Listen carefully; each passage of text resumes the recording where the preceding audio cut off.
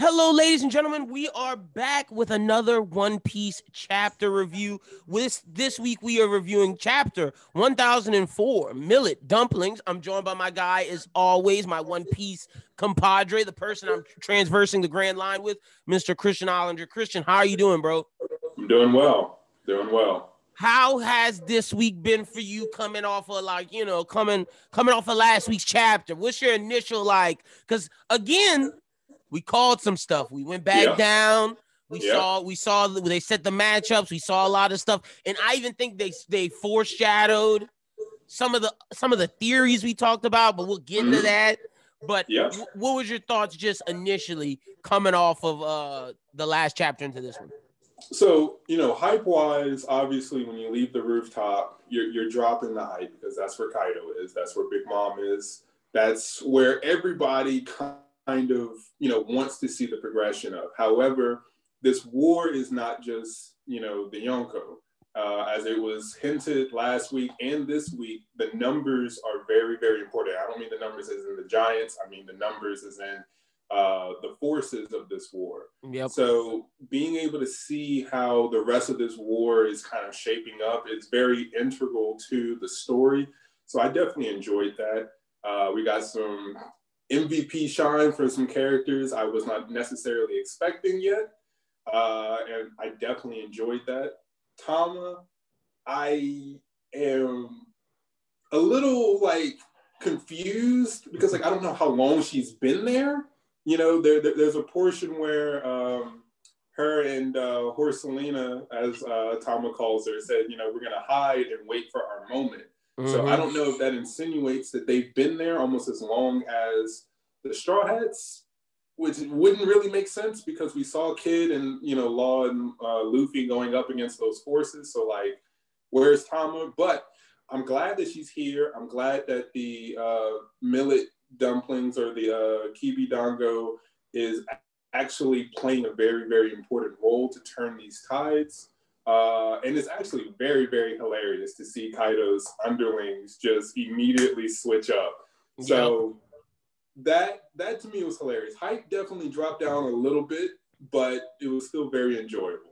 I agree with everything you're saying, and I have a Tama theory this week. I got a Tama theory that's along with Momo, along with there's a lot of people who play into it, but I got a theory going into this week. Let's real quick, the way we do these reviews is we just give a baseline. I just basically run through what happened, and then we touch on each character or theme, and we break it down. So this week, Christian said, we see Speed, and she's handing out the kibi dango to the different members of the Beast Pirates, bringing them to the side. We get a flashback of Speed talking to Tama, and basically her on Speed's ship, and then she was pulling the kibi dango, and basically it was Speed was like, yo, don't do too much. You're going to hurt yourself. And she was like, no, I want to see a different Wano. I want to see a Wano with Momo as Shogun, with no Kaido, no Orochi. We then see two of the gifters from the prison, the Scorpion one and I forget what the other one is, but basically Daifugo.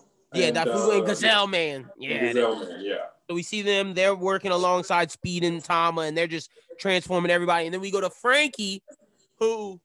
I'm going to let you explain MVP status, but we giving it to him. Frankie, MVP. Yes. We will dive more into that in a little bit, but Frankie's fighting Sasaki. We see the starts of this battle. Frankie does a good slam on him, throws him, but then the armored crew comes, hold him down, and then boom, out of nowhere, that's where Tama and her forces with Usopp and Nami come in. They get the people off of Frankie, and then basically Tama's like, I came to turn the tide around. We then see Sasaki run through some of them, and then we get Ulti coming like, nah, I can't let this woman do this. I'm about to end y'all with the headbutt. Nami's like, no, you ain't. Thunder Tempo kind of strikes her down a little bit, but even Nami realizes, I need a stronger lightning. Right. Zeus? I don't know. We're going to have a hit.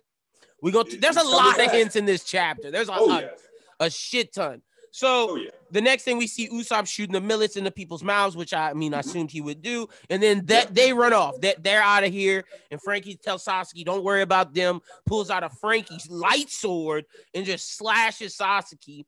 Sasaki's injured. And then we get to a very controversial part of the chapter that we're going to have to spend a lot of time because me and Christian are probably going to be arguing about. Yeah. So we're getting to Black Maria's dungeon. She's basically telling Sanji, man, you beat those men up pretty fast and pretty easy. You're strong. But the thing is, without you hitting women, we going to end you. Call Nico Robin. And then we get a little sight to a girl who has Nico Robin-esque hair, looks very similar to Nico Robin. And she's like, oh. And like, it's her disguise. Even Sanji has like the 3 dots by his mouth when he looks over there. He's like, oh, so he knows. And then basically orders for Kaido was to get Nico Robin, and then Black Maria's like, we're gonna torture her, we're gonna do all this, and then kill her in the end. And Sanji hits him with, don't underestimate Nico Robin at your own peril. Like ready to go. And then we get a insert from the Squirrel Girl who is with CP9, which is weird. So like, I don't know where Squirrel Girl lines, but basically it's from King. She's telling everybody that the samurai's still alive, and King is like, somebody got to go deal with that. Black Maria, you got to go kill him. Sanji's like, no, stop, don't.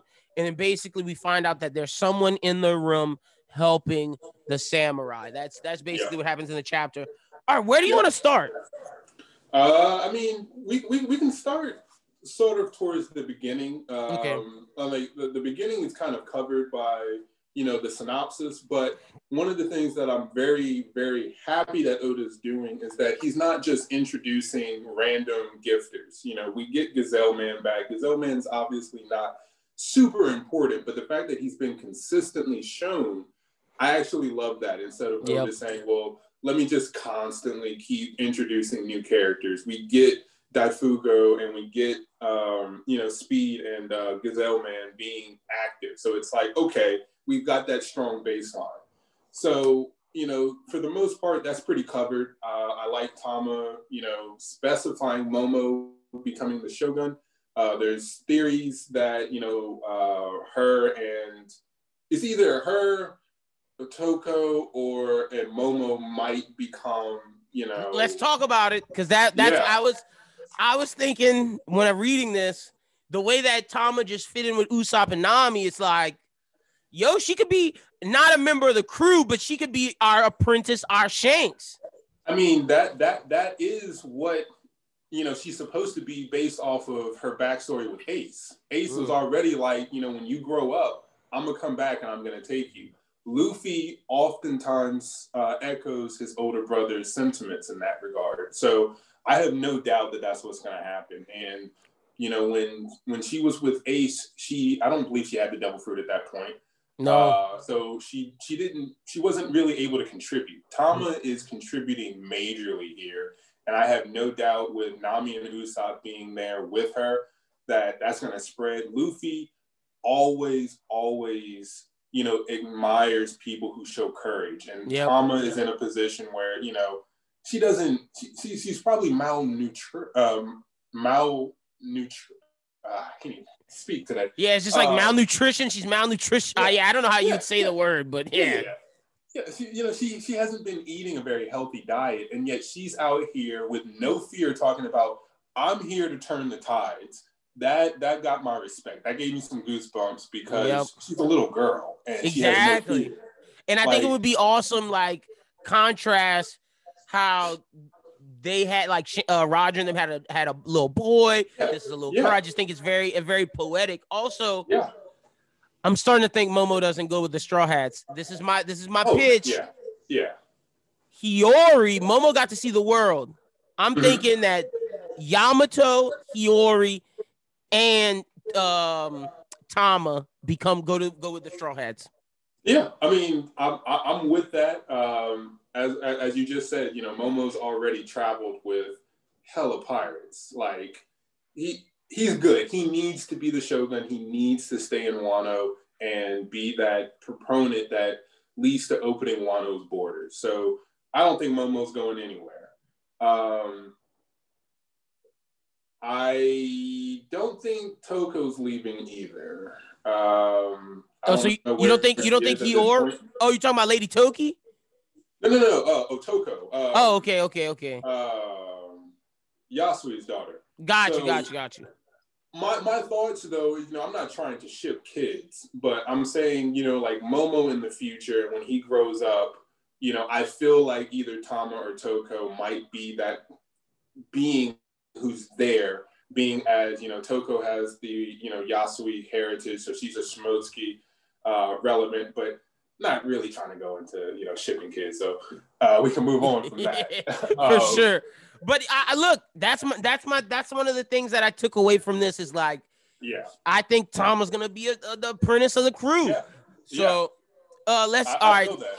Next up, let's go to. Oh no, go ahead. Say what you were gonna say. I mean, I'm saying with them riding the Lion Dog, there's already great camaraderie between Nami, Usopp, and Toko. So as you spoke on your synopsis, Usopp is out here using the Kibidango as actual ammunition, hitting multiple targets simultaneously. I love it.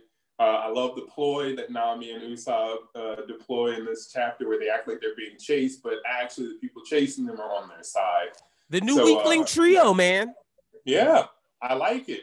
That means Chopper might glow up. We might see Chopper glow up, man. That'd be crazy. Look, on that note, ever since Whole Cake Island, I've started to notice that some of the Straw Hats who have been in the background are, reaching that MVP status. Brooke was phenomenal in Whole Cake Island.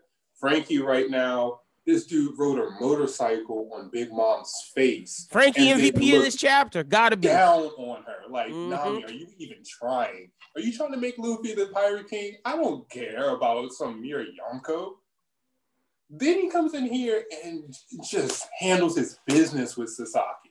Like, I was asleep on Frankie, okay? General Frankie has been consistent, but I did not put him, because I have Sasaki at, borderline commander level. I mean, he and Who's Who are the ones who Kaido's like, look, if y'all go capture Yamato, I'm going to give y'all a chance at any calamity you want. And those are the two who are like, hell yeah. So, and I mean, it makes sense because Frankie for Luffy's crew will be borderline first commander. He's been doing things. Well, borderline commander level, his introduction, that's ridiculous. Like strong right, he doesn't need necessarily armament hockey yet because his body's literally steel. So, how often have we seen Frankie really get messed up? Not really. Only in Dressrosa. Very durable. And even in Dressrosa, he was okay still. It was just like his eye. I mean, yeah, okay, his eye. But in Dressrosa, he was like, I'm not even going to play defense here. We're just going to be men. We're going to take every blow. And if you punch me, I'm not blocking. Hit me. I'm taking it. If you slam me into the concrete, I'm taking it. I'm getting right back up. He's a man's man. So, with this battle with Sasaki, there's multiple times where you see the little bubble that says glint. And obviously, Sasaki's horns are black, so I don't know if he's using armament hockey in that regard. Also, in the panel where he's charging at Frankie after Frankie uses General Left, he has the same black decoration. I know it's probably just from his coat, but it reminds me of armament hockey that Luffy and Big Mom have shown. It has that black flame pattern. So I'm not sure, what level hockey he may or may not be using, but for Frankie to be tanking all of this and then to toss him casually and then later end up, victory slashing him, I am very, very pleased with Frankie. Yeah, huge moment for Frankie. I think this is leading to Sasaki. I think we're going to see everybody's hybrid form. So then Frankie's going to have to get out the General Frankie and go use some hands. Oh, yeah. Hands, and then that's hilarious because, Frankie's hands have hands. Yeah. But, transitioning from there, I love the Nami panel because not only was she using Thunder Tempo, but she targeted, apparently, Ulti's heart. Yep. So it seems almost like, what do you call the paddles that, start her? Oh, yeah. I know exactly if what she's you're talking going to knock out Ulti by, giving her a heart attack, that's actually very smart because her base lightning should not really be hurting Ulti like that. But we see that she aimed for the heart, and then Nami said, that's not going to take care of her for very long. I need stronger lightning. That's a reference to Zeus. It has to be. There's no reason for Nami to have gotten Zeus in Whole Cake Island, get it taken away, and not get it back, especially when Brooke sliced Zeus again in Wano. So it's like, Yeah, at some point, Brooke's going to slice off another piece of Zeus, and Nami still has the Beaver card, so she can still control Zeus. So that has to be a sign. That's true. Okay, so yeah, that's interesting. So, do you think if she gets him, that's Nami's upgrade for like the rest of the series? Because because it's a homie, I never know how that would work. Like, and that I guess that would mean we think Big Mom wouldn't die, but just lose. And see, I don't. That's because if she dies, then like maybe Nami can get that fruit. Maybe that's I don't know, because Oda's already said that her fruit would be the Enel fruit, but maybe that's like a hint to that. That's still a reference. Yeah, because when you go back to chapter, was it 1003, where Big Mom was using Indra, that's Enel level feat. So I can still see her getting Zeus, but you do bring up a good point. If Big Mom dies, Zeus should die. However, because we got Big Mom's backstory and we know that generally she's a good person, she's just kind of warped in a way. I don't think Big Mom's going to die. I think Big Mom will be dethroned. I think she will be defeated, objectively. But I don't think Big Mom will be dead by the end of the series, personally. Okay. I think she has something to do with Elbaf in some level. And I don't believe that she's going to permanently die. Now, to say, okay, Nami's going to have Zeus, this is unfounded to a degree, but you got a couple of options. One, I don't think Zeus will be Nami's final upgrade. Got you. But two, you've got a genius in Frankie, and you've got the Soul King in Brooke. So even if Big Mom's going to die, it might be possible for Frankie to study Zeus's thundercloud and for perhaps Brooke to somehow, I don't know how, but through his soul powers, emulate something where perhaps he can separate the soul of Zeus from Big Mom almost in that case. So then Big Mom could possibly die. I don't know how that works, but I know that Usopp helped Nami develop her thunder tempo. So if Frankie and Usopp work together and, maybe Brooke does something cool with his soul powers, it's possible to perhaps sever the soul. Yeah, and then just in some way. It's going to be so interesting. That's what, like, I'm interested in the whole Nami angle, because you don't throw that in there and for no reason. Yeah, exactly. I got a question, just backtracking. Yeah. So if you look at the cover page, I know we shouldn't take the cover page into anything, but Chopper's feeding Rumble Balls to a monkey. Yep. Luffy Rumble Ball? Hey, we've heard references of Gear Fifth. I don't know. Maybe that leads to some kind of conclusion for Luffy where he, we know that Luffy is somewhat based off of Goku in certain ways. They're very close. So both Luffy and Goku have showcased abilities where if they get some kind of power up that's temporary, they kind of figure out how to make it their own. That power worked, and then they make it their own. So if something happens where Chopper finds himself feeding Luffy a Rumble Ball and that has some kind of effect on him, I don't know how it would, but if it does, it might be a temporary boost, but then Luffy's like, okay, that affected my body in this way, so now I'm going to be able to emulate that without a Rumble Ball. So that's actually a very good catch. I didn't even catch that. I thought that was going to be a reference to Chopper doing something, because Chopper, actually, it's very impressive for his devil fruit. He's figured out how to manipulate that devil fruit. The wavelengths, yeah. And,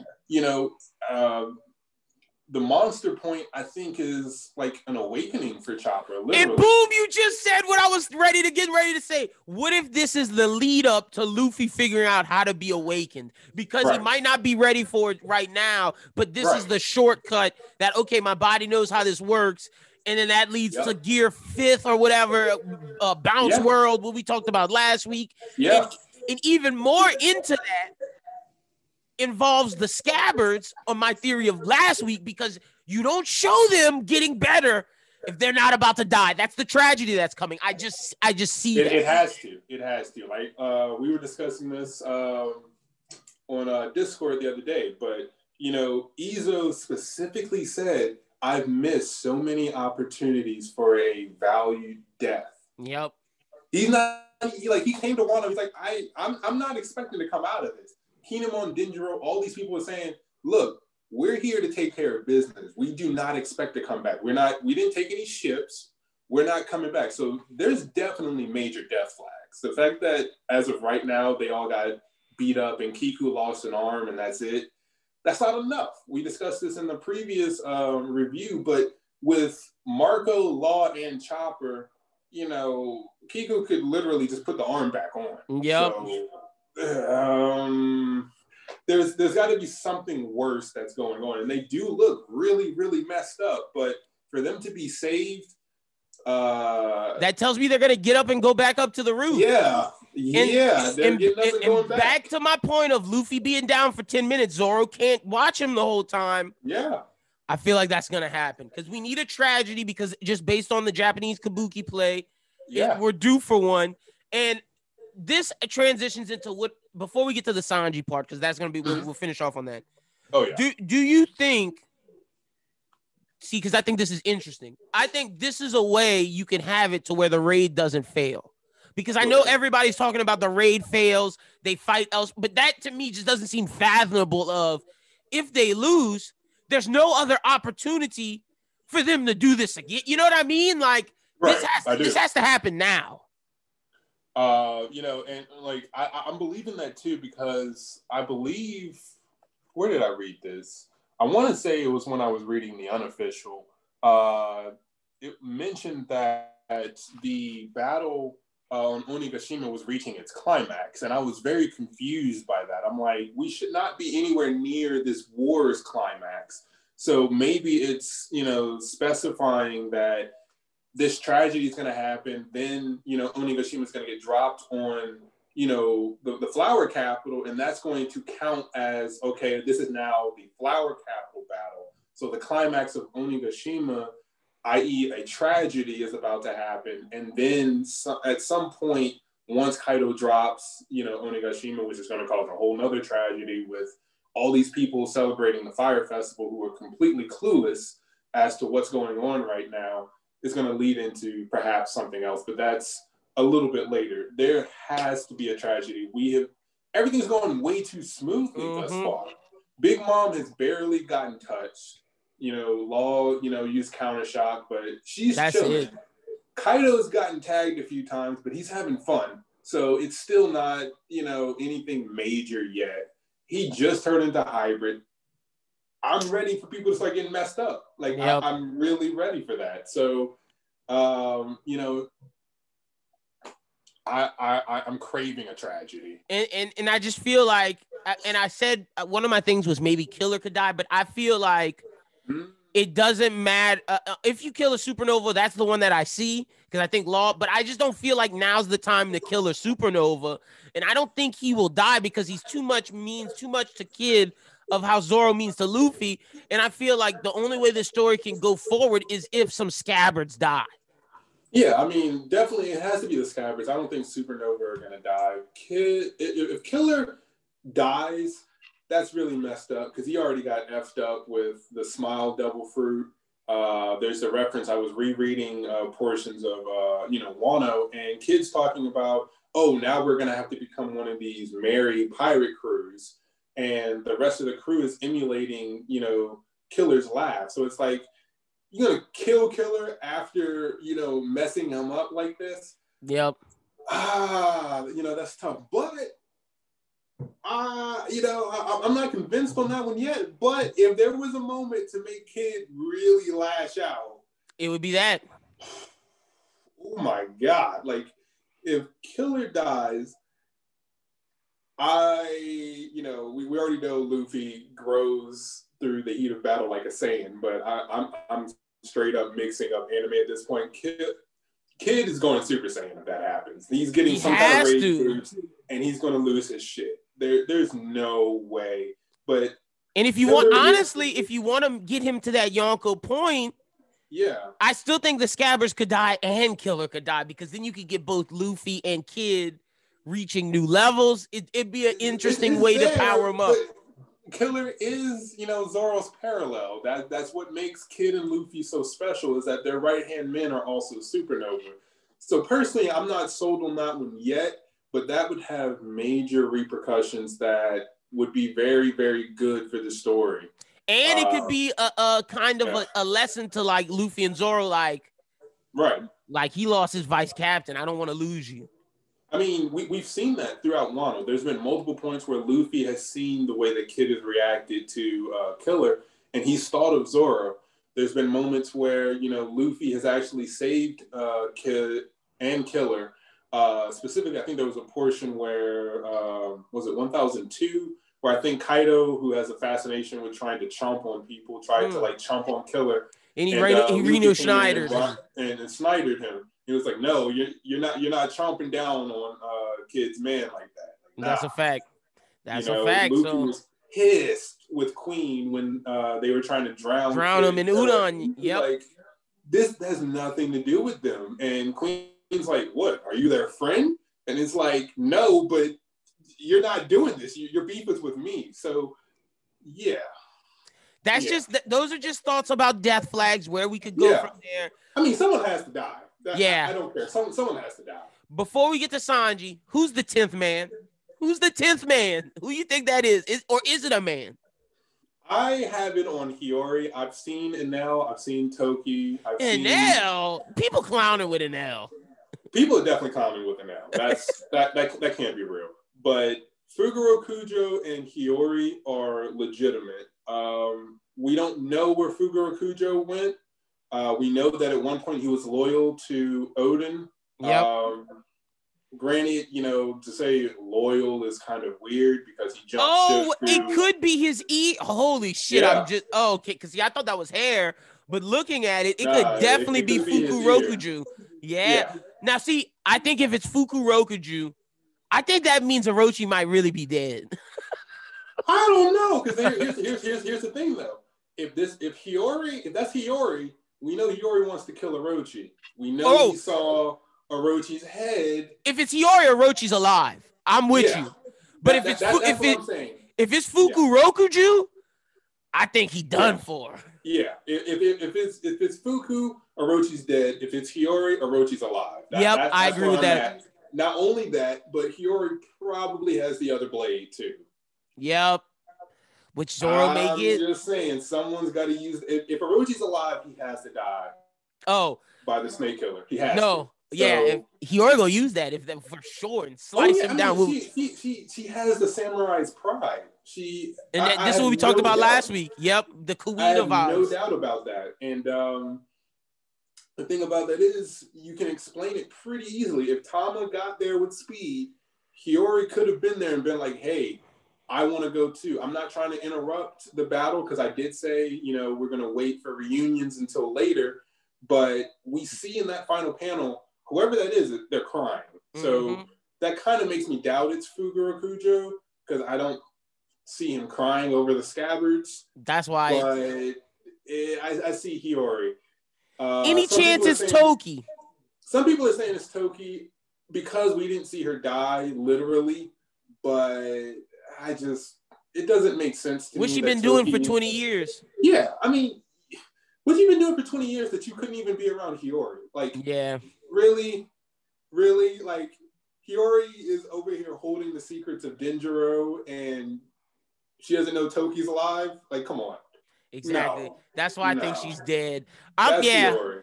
I'm like 85% Hiyori. I'm gonna give a solid 15 to maybe Fukuroku. And what was Hiyori doing when she was on screen? Taking care of Zoro's wound. So she knows how to dress wounds and deal with, damaged samurai. That's Hiyori. That's a fact. All right, let's get to it. All right. Oh my God.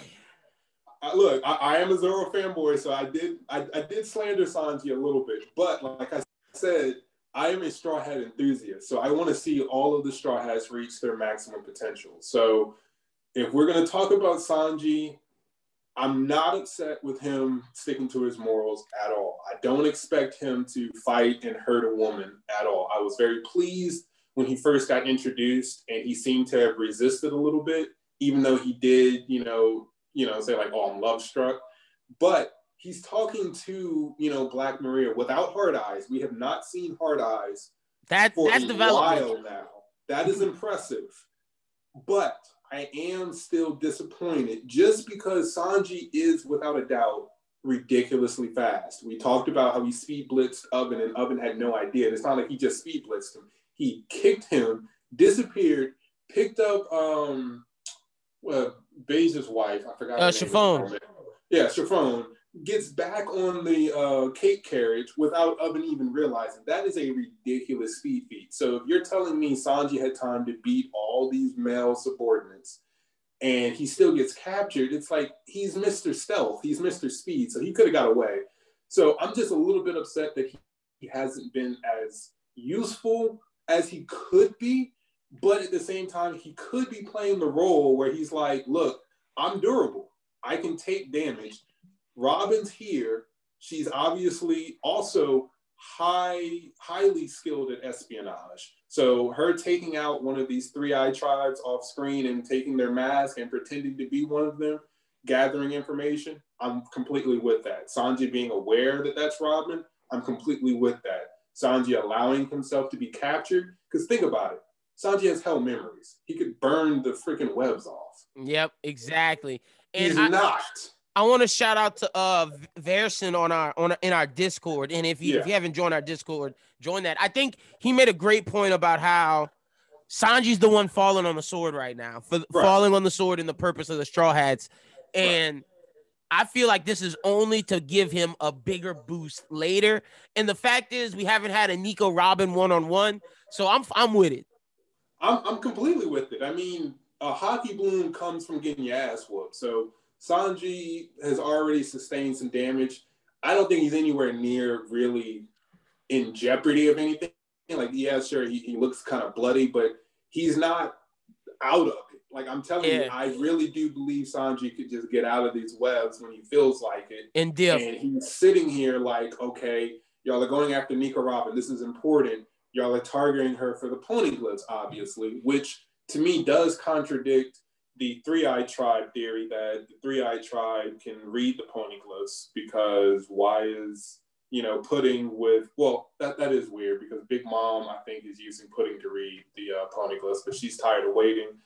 Obviously, Pudding is of the three-eyed tribe. We don't know if that's the same as Kaido's and Sasaki's three-eyed tribe scenario. But if they're really adamant about going after Robin for the poneglyphs, then I don't think that they can read the poneglyphs. So Sanji knowing that could also lead to a whole nother level of pissed off for him, because they already had to save Robin. For him to know that they're targeting Robin again, like I said, Hell Memories is powered by Sanji's negative emotions and his memories. So he should be pissed off right now. Like, y'all are targeting Robin Schwan. Hell no. Hell no. Big facts. But Black Maria's a spider. Robin can make giant limbs. And she turns them into webs. She's getting stepped on. Yeah, she definitely will. I got a question. All right, because they showed King in the middle of Sanji's stuff, is that foreshadowing that King's Sanji's it match? Definitely could be. It definitely could be. I do not expect Marco to 2v1. Although I would power scale him somewhere between a Yonko and First Division, which means I do put him above King and Katakuri at the moment. I don't expect him to be the one to 2v1 both Queen and King.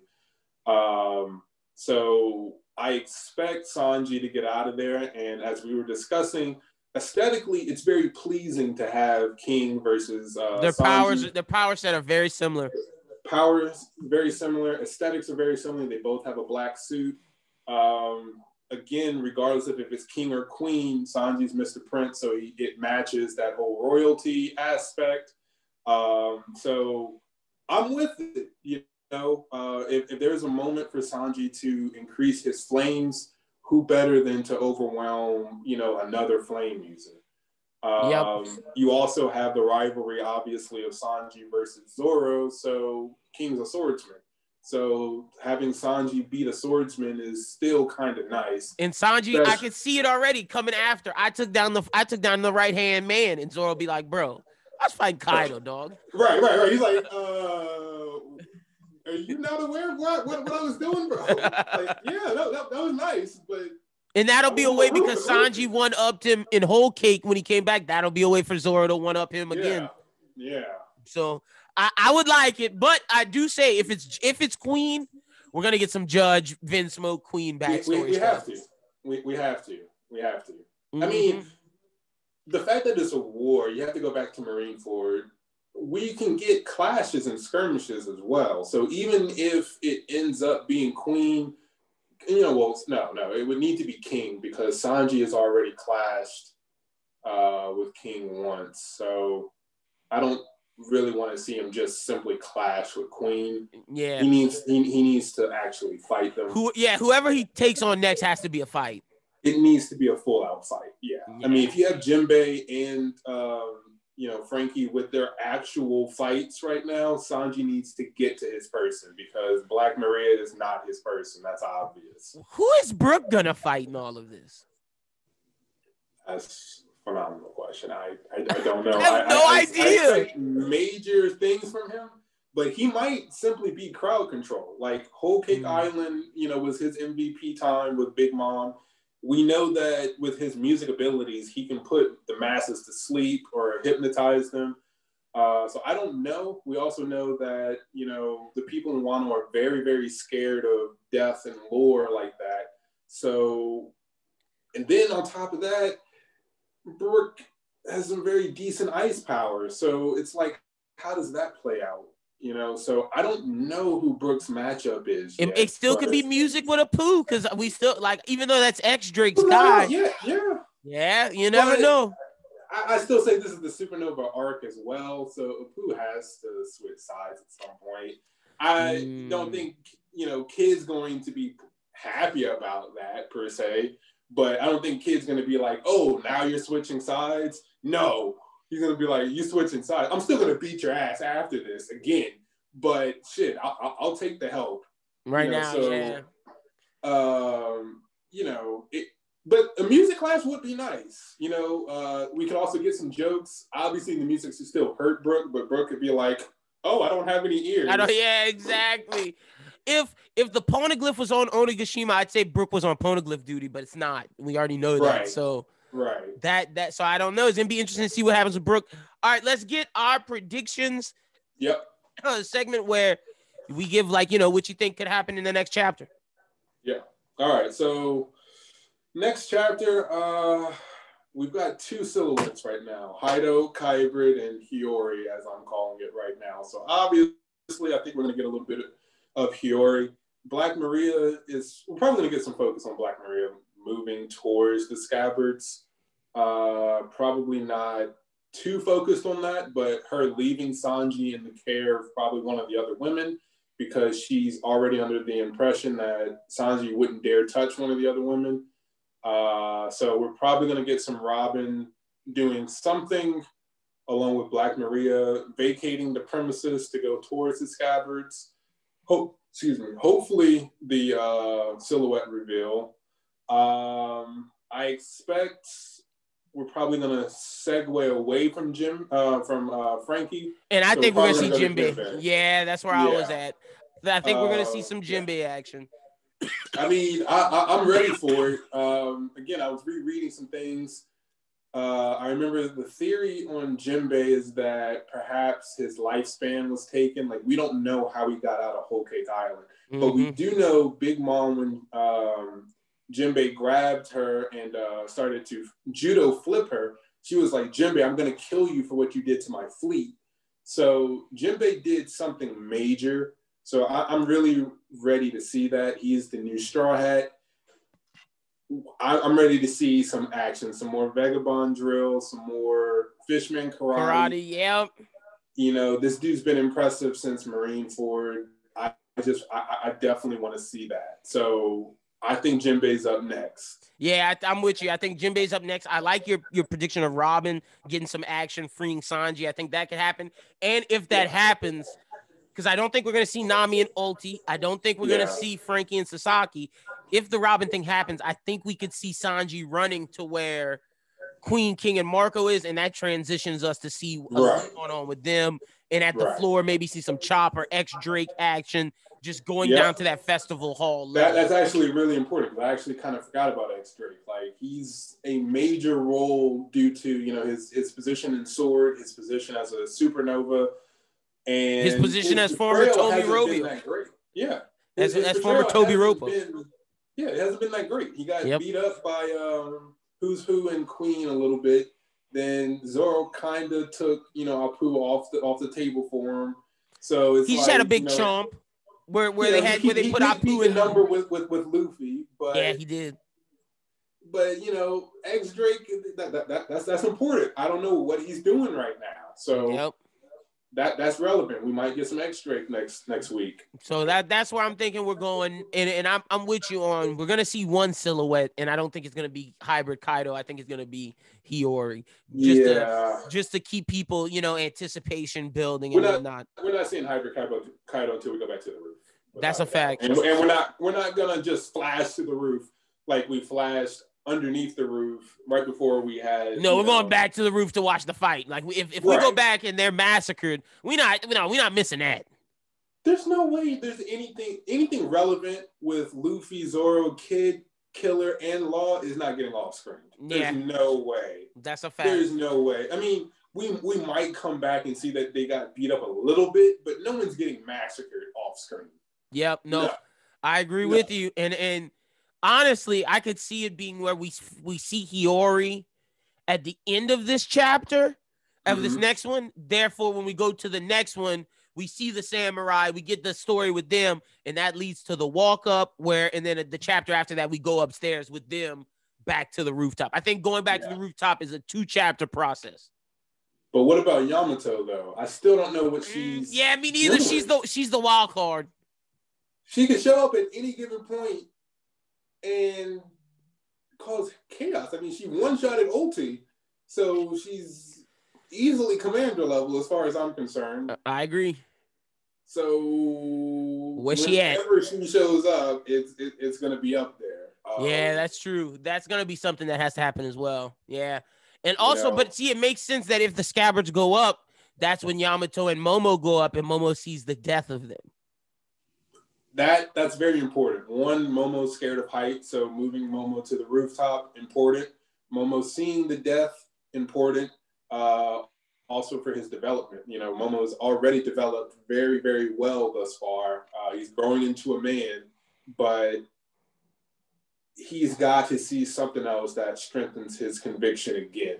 Yeah. Because he was telling Kinemon and the rest, hey, before they knew what would happen when Orochi blew up all the bridges and all that, he was like, we can do this another day. Yeah, like, I don't want to lose y'all. No, we can't. No, we can't. We got to do this now. It doesn't matter if we die. Yep. So Momo has to bear witness. That's going to strengthen him. I agree with that 100%. But Kinemon death flags, because Kinemon is the closest to Momo as we know. So Zoro took his skill set. The Foxfire isn't necessary so much anymore. And that would be besides Ino and Neku, that's the person that would affect Luffy the most. Yeah.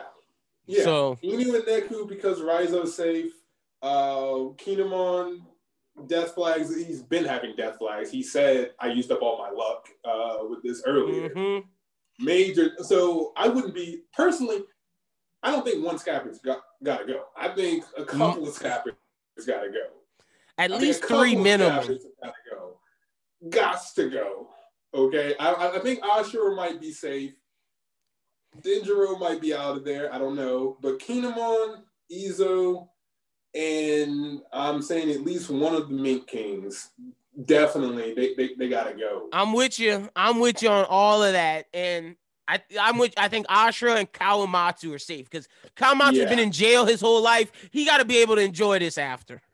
I mean, with Hiyori being there, that's That's his girl, man. He's on guard duty. Yeah, he's on guard duty. Kawamatsu's not going anywhere. He has a connection to Ringo, which I speculate has something to do with Zoro. So at some point, the Ringo thing has to. Kawamatsu's not going anywhere, in my opinion. And I think you take out Kiku's arm so you don't kill. Kill there's no point in killing Kiku if you're gonna.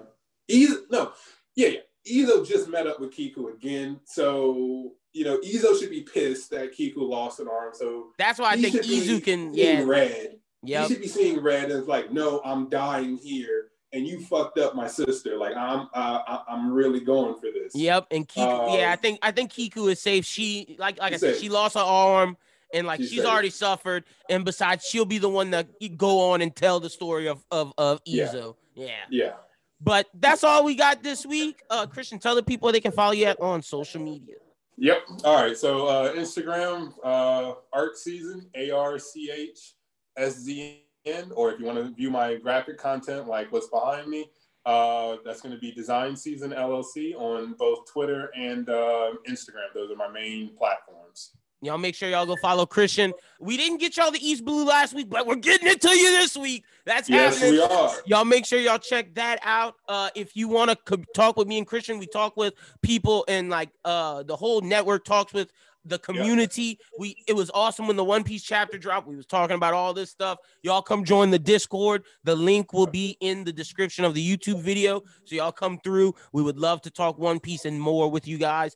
Just make sure you subscribe to YouTube and follow the Bros Who Think on Twitter at Bros Who Think. But other than that, that's all we got for this week. And we will talk to you again very soon. Be sure to check out the East Blue review. But until then, peace. Peace.